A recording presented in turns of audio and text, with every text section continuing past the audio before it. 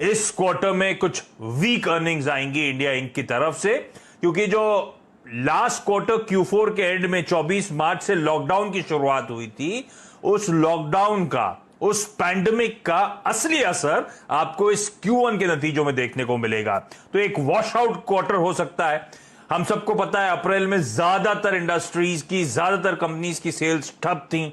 अप्रैल के बाद मई में कुछ हद तक हालात नॉर्मलाइज हुए, जून में कुछ और हालात पटरी पर लौटते हुए नजर आए। तो ये स्थिति है ओवरऑल Q1 की। लेकिन सेठी साहब, ये अप्रैल मई जून, ये क्या अनप्लेजेंट समर रहने वाला है इंडिया इंक के लिए? नहीं, बिल्कुल आशीष, गुड आफ्टरनून। देखिए, ये जो हमने देखा एक अनप्रेसिडेंटेड सीन था दुनिया भर के लिए, जहां पे हमने मोस्ट ऑफ द क्वार्टर एक लॉकडाउन के अंतर्गत ही बिताए हैं। तो यहाँ पे मेजर बिजनेस ठप थे, तो उसका डेफिनेटली सभी बिजनेसेस पे असर पड़ा है।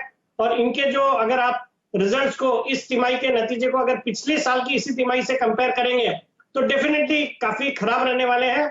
बट बाजार ने मोर और लेस इसको पचा लिया, और बाजार अब फॉरवर्ड लुकिंग व्यू है बाजार का कि जैसे जैसे ये लॉकडाउन खुलेगा तो आने वाले जो दिनों में जो पेंट अप डिमांड है वो कौन से सेक्टर्स में वापस से आएगी, फिर जो सरकार जो इनिशिएटिव ले रही है उसका जो फायदा किन किन सेक्टर्स को देखने को मिलेगा, तो उन सबको देखने की जरूरत रहेगी। बट ओवरऑल जो नतीजे रहेंगे इस क्वार्टर के, वो अगर आप पिछले साल के इस क्वार्टर से कंपेयर करेंगे तो डेफिनेटली खराब रहेंगे। काफी सेक्टर्स में तो जहां पे पूरा पूरा लॉकडाउन का असर था, बहुत ही खराब हो सकते हैं। जैसे होटल्स है या टूरिज्म है, ट्रेवल टूरिज्म बहुत ही खराब है। होटल्स बिल्कुल बंद थे, एयरलाइन है काफी पूरी, मतलब मेजोरिटी ऑफ द पीरियड के लिए बंद थे। तो मुझे लगता है वहां पे तो डेफिनेटली बहुत ही खराब रहेंगे।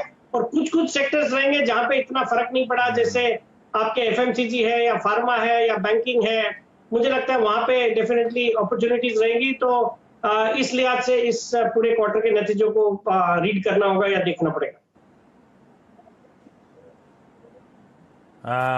तो कई पॉकेट्स में दिक्कतें होंगी, और दिक्कतें अभी भी कंटिन्यू हो रही हैं। भाई 3 महीने हो गए पिक्चर हॉल में पिक्चर देखे हुए, और अभी भी कोई खबर नहीं है कि कब वो मल्टीप्लेक्सेस खुलेंगे। लेकिन हेमंत सर, ये अर्निंग्स एस्टिमेट्स ऑलरेडी पैंडेमिक के चलते, लॉकडाउन के चलते सबने काटे थे।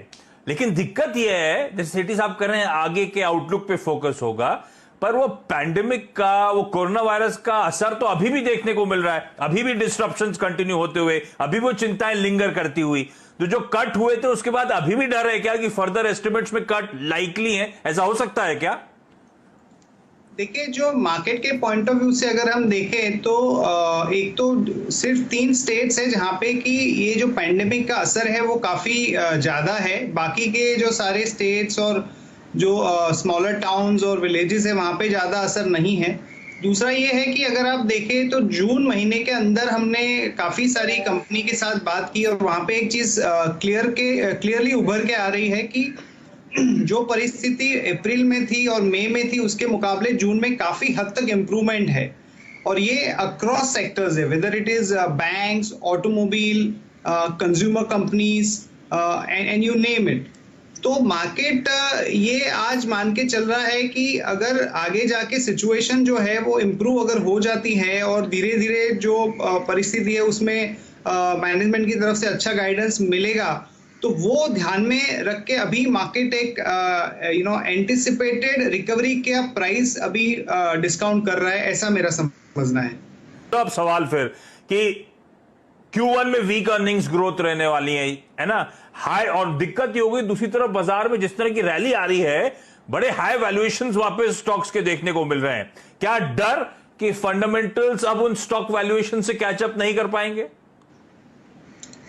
ये डर तो लोगों को रहता ही है, पर हमें ये देखना होगा कि जो कंपनीज के अंदर जो बड़ा एक पॉजिटिव इम्पैक्ट देखने को मिल रहा है, या जो कंपनीज में हम नए निवेश करने जा रहे हैं, वो कंपनीज का ओवरऑल विजिबिलिटी कैसा है। क्योंकि अगर आप मान लीजिए कि टेलीकॉम के अंदर देखें या फार्मा में देखें या जो रूरल फोकस्ड कंपनीज है, मैं नहीं समझता कि इसके अंदर कोई क्वार्टर के परफॉर्मेंस के लिए बड़ा जो पार्टिसिपेशन है वो हो रहा है। वो इसके लिए हो रहा है कि ओवरऑल स्टोरी अगले 2-3 साल की अच्छी लग रही है। तो उस तरह की कंपनीज में मैं समझता हूँ कि छोटा मोटा करेक्शन डेफिनेटली आ सकता है, पर ऐसा कोई बड़ा मुझे नेगेटिव या बड़ा करेक्शन वाला जो रीजन है वो नहीं दिख रहा है। बिल्कुल ठीक। तो मैं डेविल्स एडवोकेट प्ले कर रहा था, सारे कंसर्न्स मेरे जहन में जो मैंने हाईलाइट कर दिए और दोनों एक्सपर्ट्स ने बखूबी हाईलाइट कर दिया है। ज्यादा बिना बात के घबराने की जरूरत नहीं है। पॉजिटिव कमेंट्रीज आती हुई नजर आएंगी। रूरल इंडिया और हालात काफी सारे पॉकेट्स में फिर भी बेहतर देखने को मिलेंगे, तो ऐसी कोई दिक्कत शायद इस समय तो एटलीस्ट नंबर्स के लिहाज से नजर में नहीं आ रही बाजार के पर्सपेक्टिव से। अब क्विकली सेक्टोरल फोकस कर लिया जाए और सबसे हैवीवेट पॉकेट के साथ शुरुआत कर रहा हूं सेठी साहब, बैंक्स। और क्या नर्वसनेस क्रीप इन हुई थी बैंक्स को लेकर जब ये पैंडेमिक के इश्यूज सामने आए थे। स्टॉक्स में क्या तगड़ी, और हर तरह का स्टॉक, इवन एचडीएफसी बैंक तक जिस तरह से टूट रहा था, डर लगने लगा था सर स्क्रीन देखकर, क्योंकि लोगों को डर था पता नहीं कितना दिया हुआ पैसा वापस आएगा, कितना इश्यूज होंगे।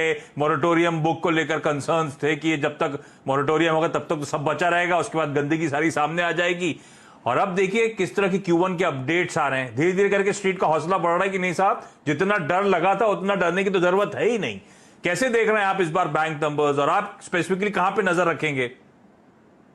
नहीं, बिल्कुल आशीष, देखिए ये जो बैंक वाला सेक्टर है बहुत ही तकलीफ में था, इन द सेंस कि जब लॉकडाउन शुरू हुआ तो डायरेक्ट इम्पैक्ट तो बैंकों को जो था वो था ही, बट इन्होंने जो लेंड करे हुए जिन बिजनेसेस को, चूंकि वो ठप थे, फिर उनकी वजह से जो दिक्कतें समझी जा रही थी कि बैंकों को, एनबीएफसीज को आएगी, फिर सरकार ने भी बीच बीच में इंटरवीन किया, काफी लिक्विडिटी प्रोवाइड करी, फिर मॉनिटोरियम दिया, और मॉनिटोरियम पे भी एक फैसला सुप्रीम कोर्ट तक चला गया, वेदर मॉनिटोरियम के पीरियड पे इंटरेस्ट चार्ज कर सकते हैं, नहीं कर सकते, या इंटरेस्ट पे इंटरेस्ट चार्ज कर सकते हैं, नहीं कर सकते। तो इस तरह की काफी घटनाएं हुई, बट जिस तरह के अपडेट्स एचडीएफसी बैंक ने 2 दिन पहले इस क्वार्टर के लिए दिए, बहुत ही एनकरेजिंग है। उनका जो कासा डिपॉजिट्स है वो बढ़ गया पिछले साल के इस क्वार्टर से, अराउंड 40% तक आ गया। फिर डिपॉजिट्स में अच्छी ग्रोथ देखने को मिली, अराउंड 25%। एडवांसेस वो बता रहे हैं 21% बढ़े हैं। और फिर बंधन बैंक ने भी काफी अच्छे अपडेट्स दिए। तो इन सबको देखते हुए मुझे लगता है जो बाजार को एक डर था कि बहुत ही खराब दौर से बैंकें गुजर रही है, उतनी खराब स्थिति नहीं है। हालांकि थोड़ी बहुत दिक्कतें तो डेफिनेटली हुई है। मॉनिटोरियम का भी काफी एक बहुत ही लो इम्पैक्ट ये बता रहे हैं बैंक्स इनको हुआ है। तो मुझे लगता है ऑल इन ऑल सेक्टर उतना खराब नहीं दौर से गुजरा जितना माना जा रहा था, और उस लिहाज से हमने एक शानदार तेजी नीचे के लेवल से ऑलरेडी आते हुए देखी है। और यहाँ पे अगर आप देखें तो जो सेकंड रैंक बैंक्स है उनमें तो बहुत ही भारी पिटाई हुई और वहां से बहुत अच्छी रैली भी हुई है। जैसे आप देखें बंधन बैंक हो या आरबीएल बैंक हो, वो पिछले 1 महीने के अंदर डबल हो गए अपने निचले लेवल से। बट मैं अभी भी क्वालिटी के साथ जाना चाहूंगा। जैसे एचडीएफसी बैंक ने अपने अपडेट्स दिए, बहुत ही शानदार अपडेट्स है। मुझे लगता है करंट लेवल्स पे या कोई भी गिरावट पे बोथ एचडीएफसी बैंक और आईसीआईसीआई बैंक दोनों में खरीदारी करनी चाहिए। एचडीएफसी बैंक पे मेरा आने वाले 6 से 9 महीने में करीबन 1250 का टारगेट है, और आईसीआईसीआई बैंक में मुझे लगता है 450 तक के लेवल्स आने वाले 9 से 12 महीने में डेफिनेटली आ सकते हैं। हाँ, तो काफी हद तक क्वार्टर को लेकर कंसर्न्स खासतौर पे एचडीएफसी बैंक को लेकर तो खत्म ही होते हुए इन Q1 अपडेट्स के बाद, तो स्ट्रेंथ वैसे ही इस बैंक पे अब नजर आ रही है। और ये वो बैंक है जहां पे खरीदारी करनी है। लाइकवाइज आईसीआईसीआई बैंक के नंबर्स, और उन नंबर्स के साथ साथ उस स्टॉक को आप रखिए। सेठी साहब को ये दोनों पसंद आते हैं, लेकिन ध्यान रखें जब नंबर्स आएंगे तो रिजल्ट्स को बहुत हाईली स्क्रूटनाइज करा जाएगा, ये समझने के लिए कि दरअसल ये अनप्रेसिडेंटेड पैंडेमिक का इनिशियल इंपैक्ट रहा कैसा। सब सस्पेक्ट कर रहे हैं, सब जानते हैं कि अर्निंग्स में एक हिट देखने को मिलेगा, पर कितने एक्सटेंट तक वो हिट होगा, कब तक वो हिट होगा, वो अभी भी ग्रे पैच है, उसको लेकर अभी भी क्लैरिटी नहीं है। आईटी दूसरा सेक्टर जिसके रिजल्ट सीजन का आगाज हो जाएगा कल ही से, तो असल में रिजल्ट सीजन के माहौल में हम उतर जाएंगे जब टीसीएस अपने कल तिमाही रिजल्ट्स घोषित करेगा। एक्सपेक्टेड है वीक क्वार्टर होगा, demand side issue, supply side constraints दोनों हैं, और लॉकडाउन का ये यूरोप में, यूएस में, उसका असली असर तो इस क्वार्टर में आना है। टीयर 1 आईटी कंपनीज 5 से 7% Q on Q revenue decline दिखाएंगी, आपको डीग्रोथ दिखाएंगी। इस तरह का परफॉर्मेंस हो सकता है। रिजल्ट कैलेंडर भी आप लोग की सीन्स पर आ जाएगा, क्योंकि आईटी के तो नंबर्स भी अनाउंस हो चुके हैं कब कब आने वाले हैं। हेमांग सर क्या एक्सपेक्ट कर रहे हैं, और आप भी बताइएगा कौन सी आईटी कंपनी आप लोग को मोतीलाल ओसवाल में पसंद आ रही है?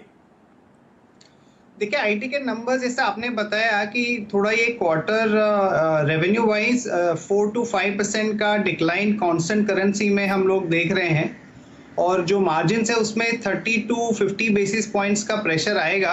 बट इसमें इम्पोर्टेंट बात यह है कि एक्सेंचर के जो नतीजे आए थे और जिस तरह का उन्होंने आउटलुक और गाइडेंस के बारे में बात की है, तो उसके चलते हुए जो आईटी इंडिया का जो सेक्टर है वहां पे भी एक्सपेक्टेशंस काफी बढ़ गई है। हमने देखा कि टीसीएस, इन्फोसिस और काफी सारे जो आईटी के स्टॉक्स है उसमें एक पॉजिटिव मोमेंटम था पिछले कुछ दिनों के अंदर। और मैं समझता हूं कि जो डील विंस और अभी का जो पोस्ट कोविड सिनारियो है उसमें लोग ये मान के चलेंगे कि आईटी का जो रोल है ये बहुत बड़ा होने वाला है। हर एक सेक्टर के अंदर जो बिजनेसेस है वो अपने मॉडल के अंदर बदलाव करेंगे और उसमें कहीं ना कहीं डिजिटल और आईटी का एक रोल रहेगा। तो उसको ध्यान में लेते हुए, और ये भी एक इम्पॉर्टेंट एस्पेक्ट है कि जो डिविडेंड पेमेंट वगैरह है वो आईटी कंपनीज बहुत लार्ज स्केल पे करती है तो डिविडेंड के हिसाब से काफी लोगों को ये सेक्टर पसंद आता है। तो हमारा जो प्रिफर्ड कंपनीज है वो टीसीएस, इन्फोसिस और एचसीएल टेक लार्ज कैप में है। ये कंपनीज में डेफिनेटली निवेश किया जा सकता है रिजल्ट के ध्यान में लेते हुए और रिजल्ट के बाद भी। और जो मिड कैप कंपनी है उसमें एल&टी इन्फोटेक और माइंडट्री, ये दो कंपनीज में हम समझते हैं कि overall investment in terms of risk reward is extremely good, तो इसमें हम नजर रख सकते हैं। हाँ, तो एल&टी इन्फोटेक माइंडट्री हो गई मिड कैप स्पेस में, और दिग्गज टीसीएस, इन्फोसिस, एचसीएल टेक तो वैसे ही पसंद आते हैं जानी साहब को भी। अच्छा, एफएमसीजी वो स्पेस है जो बहुत खबरों में रही इस पूरे दौरान। और सेठी साहब, कोविड 2019 ने दरअसल करा क्या, Q4 में इस इंडस्ट्री पे को स्पीड ब्रेकर लगा दिया, नहीं तो क्या मोमेंटम में थी ये पूरी एफएमसीजी स्पेस। अब ये मुझे बताएं, बड़ा सवाल कि ये वापस गियर शिफ्ट कब होगा, वो प्री कोविड वाली स्पीड कब पकड़ेगा ये सेक्टर। नहीं, बिल्कुल आशीष, देखिए मैं तो इस सेक्टर पे काफी बुलिश हूँ। मुझे लगता है लॉकडाउन का कहीं ना कहीं थोड़ा बहुत पॉजिटिव इम्पैक्ट भी इन कंपनीज को देखने को मिला है, बिकॉज एफएमसीजी सेक्टर जो है वो हमारे रोजमर्रा की जो चीजें हैं वो बनाती है, तो वहां पे कंजम्पशन में कोई कमी नहीं है, या अनलेस वो एक डिस्क्रिशनरी स्पेंड हो, कोई लग्जरी हो, तो वो तो एक अलग बात है। बाकी बेसिक चीजें तो सब वैसे ही ज्यादा यूज हो रही है और ज्यादा भी हो रही है, सब लोग घरों पे हैं, तो उस लिहाज से प्लस जो oral care, hygiene, personal hygiene, इन सब पे लोगों का ज्यादा रुझान रहा है, ज्यादा रिक्वायरमेंट आई है, तो उन सब सेक्टर्स ने अच्छा किया है। तो उन सबको देखते हुए मुझे लगता है ये जो फर्स्ट क्वार्टर है एफएमसीजी स्पेस के लिए डेफिनेटली अच्छा रहना चाहिए। लॉकडाउन का काफी कम इम्पैक्ट है, और आप जब चैनल चेक भी करते हैं तो कई प्रोडक्ट्स हैं इनके जो शॉर्ट सप्लाई में है, आ नहीं पा रहे हैं या मिलते नहीं है, तो इन सबको देखते हुए मुझे लगता है ये जो सेक्टर है Q1 में अच्छा करना चाहिए। तो यहाँ पे मैं बुलिश हूँ, हालांकि स्टॉक सस्ते नहीं रहे हैं, अपने निचले लेवल से काफी बढ़ गए हैं, बट फिर भी मुझे लगता है यहाँ से अगर दो स्टॉक को पिक करना हो तो पहला स्टॉक रहेगा ब्रिटानिया। मुझे लगता है बहुत अच्छे लेवल्स पे ट्रेड कर रहा है, बहुत ही शानदार परफॉर्मेंस रहा है, प्रोडक्ट्स भी अच्छे हैं, तो इस स्टॉक को करंट लेवल्स पे खरीदा जा सकता है। मेरा इसमें आने वाले 9 से 12 महीने में 4200 रुपए का टारगेट रहेगा। और दूसरा जो दिग्गज कंपनी HUL, हिंदुस्तान यूनिलीवर, जिसके बारे में बोलने की जरूरत ही नहीं है, शानदार प्रोडक्ट्स है, अच्छा डिस्ट्रीब्यूशन नेटवर्क है और बहुत ही सॉलिड फाइनेंशियल्स है। मुझे लगता है इस स्टॉक को भी ये जो करेक्शन के बाद, ये 2600 के हाइज के बाद आज 2160-70 के लेवल पे ट्रेड करता है, मुझे लगता है इस स्टॉक में भी करंट लेवल्स पे खरीदे, और ये आने वाले 9 से 12 महीने में वापस से अपने नए हाइज की तरफ जा सकता है, जो कि 2600 के लेवल के आसपास है। हाँ, गजब का मूव ब्रिटानिया में। और अब तो स्टोरीज आ रही हैं कैसे एग्रेसिवली ये पार्ले के जो डिस्ट्रीब्यूशन रीच है रूरल इंडिया में, ये ब्रिटानिया जो अर्बन स्टोरी थी, पार्ले जो थी वो रूरल स्टोरी थी, और अब ब्रिटानिया कैसे पैर जमा रहा है उस रूरल स्टोरी में, अपने डिस्ट्रीब्यूशन रीच को कैसे हर साल ऑगमेंट कर रहा है, बढ़ा रहा है, और मार्केट शेयर अब पार्ले जी का या पार्ले बिस्किट्स का रूरल इंडिया में भी ये लोग खींचते हुए नजर आ रहे हैं ब्रिटानिया। और साथ साथ दिग्गज HUL इन स्टॉक्स और डाप रखिए। इस नोट पर एक काम करता हूं, क्विकली छोटा सा ब्रेक लेता हूं, ब्रेक के उस पार हम लोग बात करेंगे ऑटो सेक्टर पे, ऑटो स्पेस। अब ऑटो स्पेस के साथ समझिए, जैसे जैसे क्वार्टर प्रोग्रेस हुआ वैसे ही सीक्वेंशली इंप्रूवमेंट देखने को मिला। तो यहां पे भी कहानी सेम थी, अप्रैल ठप, उसके बाद मई में कई रूरल एरियाज में, कई सारे नॉन कंटेनमेंट जोन्स में रिलीफ मिलना शुरू हुआ, धीरे धीरे रिलीफ बढ़ा तो सब्सिक्वेंट मंथ में और हालात सुधरते हुए नजर आए। और इस कड़ी में क्या हुआ, जो रूरल स्पेसिफिक थीम्स थी जो पॉकेट जैसे ये ट्रैक्टर वगैरह, इनमें सेल्स आपने देखा कैसे महिंद्रा, कैसे एस्कॉर्ट्स के आंकड़े फिर भी बाकियों के कंपैरिजन में बेहतर देखने को मिल रहे हैं। पर अदर सेगमेंट जो थे, पैसेंजर व्हीकल का, कमर्शियल व्हीकल का, वहां पे पेन कंटिन्यू हो रहा है। तो ऐसे में समझने की जरूरत है अब इस इंडस्ट्री का हालात हैं कैसे, और क्योंकि ये अभी भी साल के हाई से सारे स्टॉक्स बहुत बीटन डाउन है, करना क्या चाहिए। तो जानी साहब आपके पास आ रहा हूं। ये इंडस्ट्री वैसे फैक्ट है कि पहले ही स्लोडाउन से जूझ रही थी, तगड़े स्लोडाउन से, स्लोडाउन ही नहीं, और ऊपर से ये जो पैंडेमिक हुआ इससे और धक्का लग गया। तो वैसे ही इस गाड़ी के सारे पुर्जे ढीले पड़े हुए थे और लड़खड़ा गई गाड़ी। ये गाड़ी दुरुस्त कब होगी सर? अभी तो गाड़ी काफी जोर शोर से चल रही है। अगर आप देखें जो टू व्हीलर के स्टॉक्स है वो तो काफी नीचे से मेरे ख्याल से 35-40% ऊपर आ चुके हैं।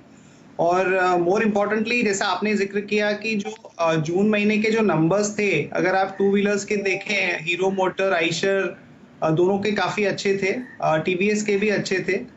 और ये ऑटो सेक्टर जो है वहां पे एक थीम स्पेसिफिक अप्रोच होना चाहिए, क्योंकि ऐसा नहीं है कि across all the segments growth अच्छी आ रही है।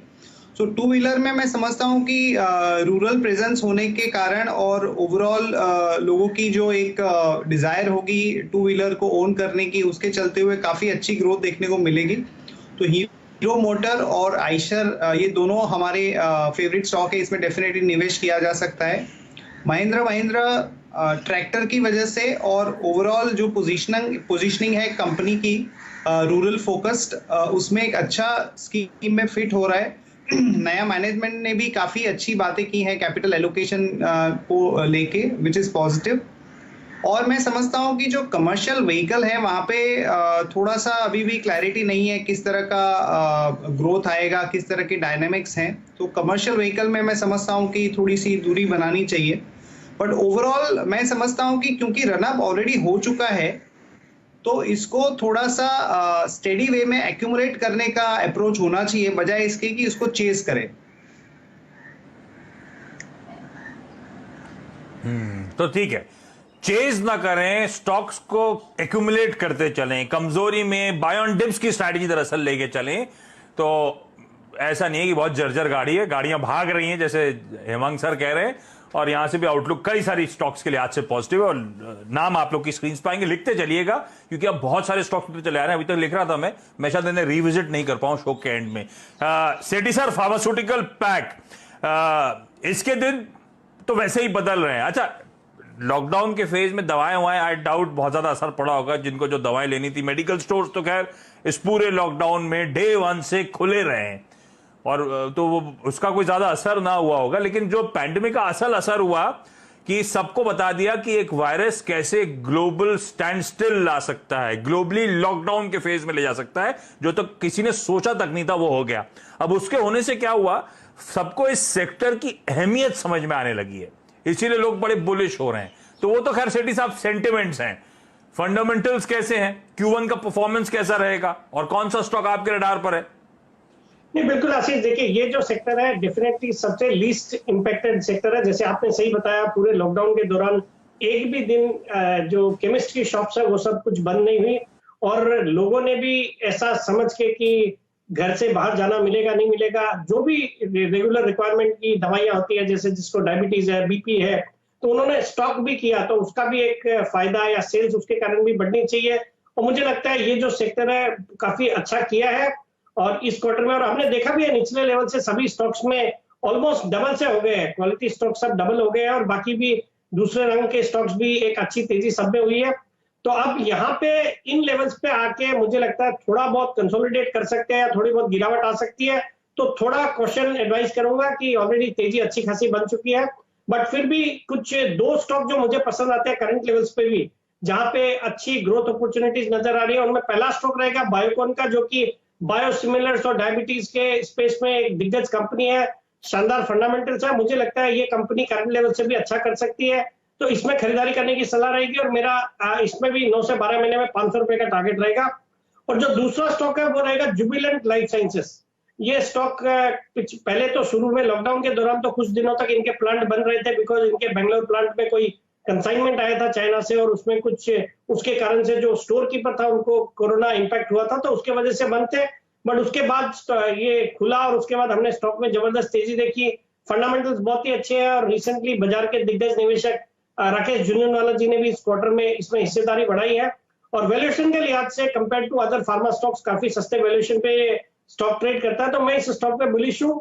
और ये रेमडेसिविर जो कि एक ड्रग माना जा रहा है कोरोना वायरस के ट्रीटमेंट में यूज होगा या कारगर है, तो उसका भी प्रोडक्शन करती है, उसमें भी है ये कंपनी।